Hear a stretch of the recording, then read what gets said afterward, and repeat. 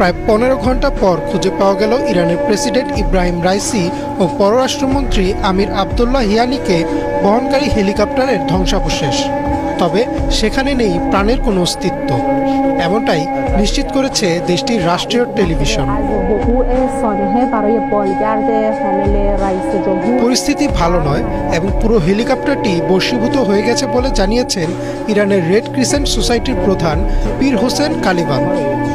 এর আগে তুরস্কের পাঠানো একটি ড্রোন হেলিকপ্টার বিধ্বস্তের এলাকায় একটি হিট সোর্স খুঁজে পায়।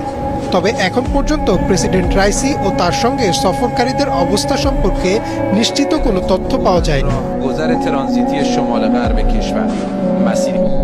রোববার আজারবাইজানে সীমান্তের কাছে দুইটি বাঁধ উদ্বোধন শেষে হেলিকপ্টারে ইরানের উত্তর পশ্চিমে তাবরিজ শহরের দিকে যাচ্ছিলেন প্রেসিডেন্ট রাইসি। সাথে ছিলেন পররাষ্ট্রমন্ত্রী আমির